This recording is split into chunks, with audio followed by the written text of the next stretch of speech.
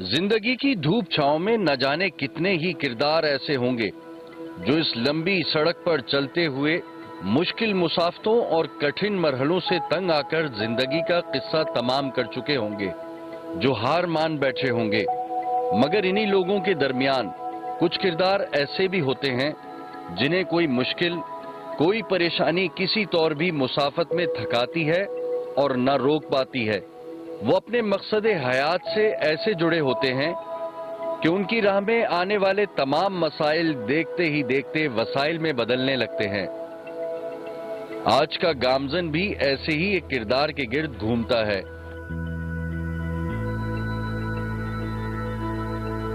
भाभी नाश्ता दे दे। उठते ही नाश्ता, पहले मुंह तो धो लो।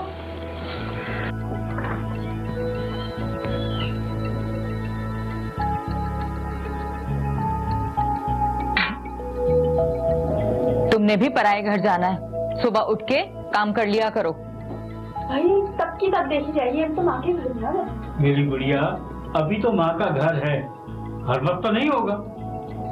एक तो सुबह उठते हैं ना सब शुरू हो जाता है। बाबा अरसलान अभी तक उठे नहीं है, मैं उन्हें उठाकर आती हूँ। अरे उसे ऑफिस नहीं जाना क्या? हाँ जाना तो है, बस आप लोग 5 मिनट रुके, मैं उठाकर आती हूँ, फिर सब साथ नाश्ता करेंगे।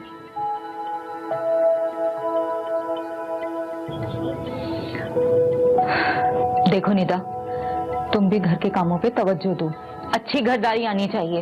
हिना कोई देख लो, घर के सारे काम करती है। हो गया माँ, अब नाश्ता कर लूं? भाभी जल्दी नहीं आए ना।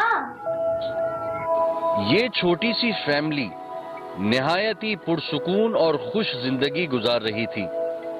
हिना के वालिदैन ने अगरचे मुश्किल हालात में उसकी परवरिश की थी, मगर ससुराल में हिना को जरूरियाते जिंदगी की हर आसाइश मयस्सर थी। ख्याल करने वाला शौहर, सास, ससुर और एक शरारती सी नंद। अब हिना का कुल जहां यही था। शादी के दूसरे बरस ही कुदरत ने उसे औलाद की नेमत से भी नवाज दिया। अरे भाई, इतना लेट? खैरियत तो है? अरे बस एक छोटा सा इशू हो गया तो उसमें तो देर हो गई। खैरियत क्या हुआ? कुछ अर्सा पहले एक जमीन खरीदी थी ना मैंने, उस जमीन पे कब्जा हो गया। क्या मतलब, कैसे कब्जा हो गया? वैसे ही जैसे कब्जा होता और कहते हैं। लेकिन तुमने वहां तो काफी पैसे लगाए हुए थे। हाँ जानता हूँ, खैर आप लोग परेशान ना हो, इतनी आसानी से मैं कब्जा होने नहीं दूंगा। खैर बातें छोड़े, खाना खा लें, भूख लगी है। जी मैं टेबल पे लगा देती हूँ खाना, आप लोग आ जाएं। कभी कभार खुशियों को नजर खा जाती है। हिना ने वालिदैन के घर में गुर्बत के हाथों जो मुश्किलें और परेशानियां झेली थी, कुदरत ने उसका इजाला इसे अच्छे शौहर और ससुरालियों की सूरत में किया। लेकिन शायद ये सब उसकी जिंदगी में ज्यादा नहीं था, क्योंकि हंसते बसते उस घराने में अचानक एक भूचाल उस वक्त आया जब पुरसुकून माहौल को एक फोन की घंटी ने कोहराम में बदल दिया।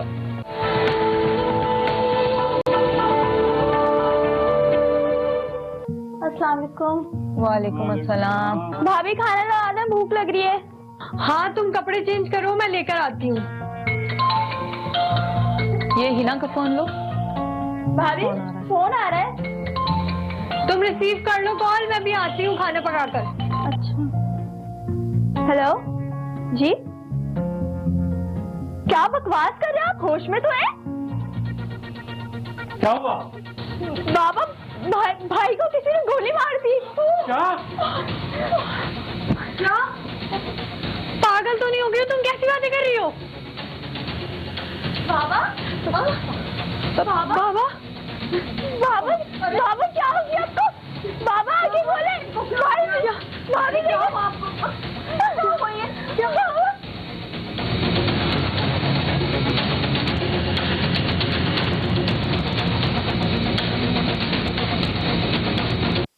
इस हंसते बसते घराने को न जाने किसकी नजर खा गई। अरसलान की मौत की खबर उसके वालिद के लिए इस कदर भयानक साबित हुई कि वो भी जिंदगी की बाजी हार गए। एक साथ एक नहीं, 2 जनाजे एक चौखट से उठे। और फिर यूं हंसता बसता घराना दुखों और आवों की नजर हो गया।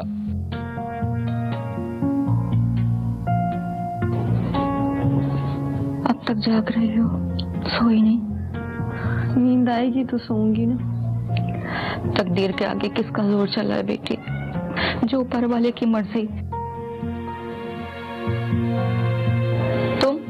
तुम अभी तक जाग रही हो, सोई नहीं? तुम्हें सुबह कॉलेज जाना है ना? पता नहीं अम्मी क्या हो गया है, नींद ही नहीं आती। बाबा और भाई की बहुत याद आ रही है। जो होना था हो चुका, जाओ सो जाओ, सुबह कॉलेज जाना है। नहीं माँ, मैं अब कॉलेज नहीं जाऊंगी। क्यों? तुम कॉलेज क्यों नहीं जाओगी? भाभी पढ़ाई का खर्चा कौन उठाएगा? ना बाबा है ना भाई, और अब आगे भी कुछ नजर ही नहीं आ रहा। तुम फिक्र मत करो, आज से मैं ही तुम्हारा भाई हूँ और बाप भी। चाहे कुछ भी हो जाए रिदा, तुम पढ़ाई नहीं छोड़ोगी। अरसलान और उसके वालिद की अचानक मौत के बाद कमाने वाला या घर की निगरानी वाला कोई नहीं था। हिना की नंद पढ़ रही थी और सास भी कुछ करने से कासिर थी। ऐसे में हिना ने अपने बेटे और नंद को देखते हुए जिंदगी एक नए ढंग से शुरू करने की ठानी और घर की तमाम तर जिम्मेदारियों को खुद से निभाने का फैसला किया।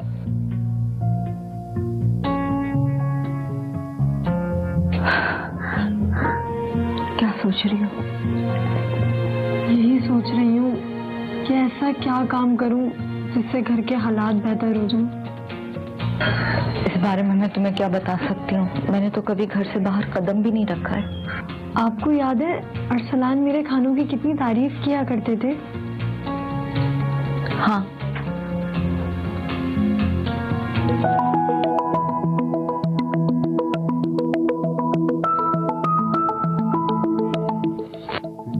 यार एक बात बताऊं मैं, मास्टर तुम्हारे हाथ में ना कमाल का जायका है। यकीन जानो कि तुम रेस्टोरेंट खोल लो ना, खूब चलेगा।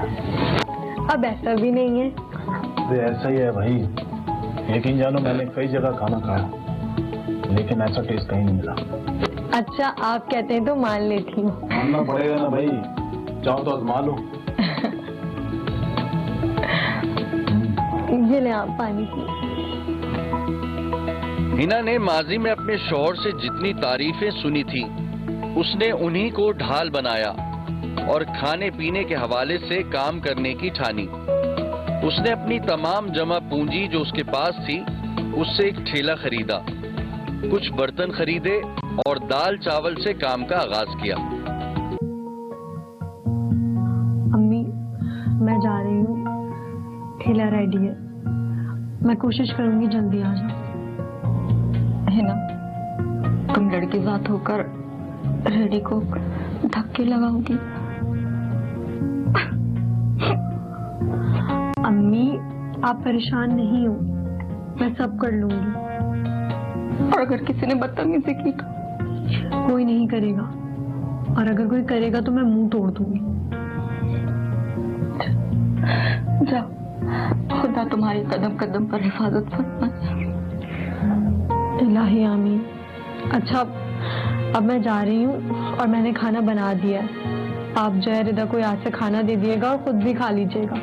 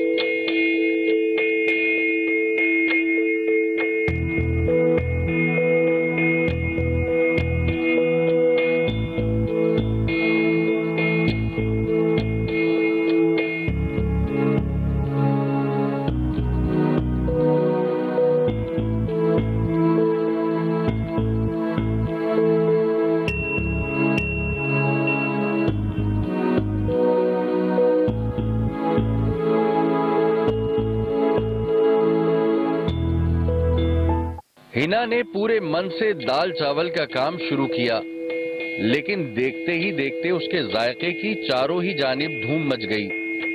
रश और काम इस कदर बढ़ गया कि अकेले हिना के बस की बात ही नहीं थी। लिहाजा उसने रफ्ता रफ्ता काम के साथ साथ स्टाफ भी बढ़ा दिया और काम रेडी से एक रेस्टोरेंट तक आन पहुंचा। अम्मी, मैं जा रही हूँ। वो निदा, तुम्हें फीस कब पे करनी है? कल लास्ट डेट है। ये लो, पूरे 1,30,000 है। अरे वाह भाभी, मतलब पूरे सेमेस्टर की फीस एक साथ।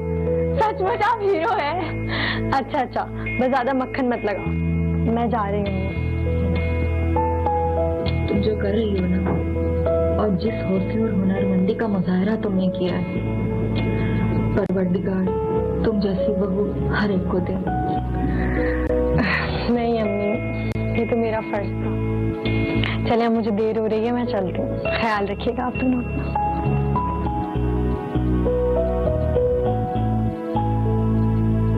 हिना की जिंदगी में अचानक से इस कदर मसाइल आएंगे कि देखते ही देखते हंसता बसता घराना दुखों की दलदल में चला जाएगा और फिर हिना को इस तरह काम करना पड़ेगा, ये उसके गुमान में भी न था।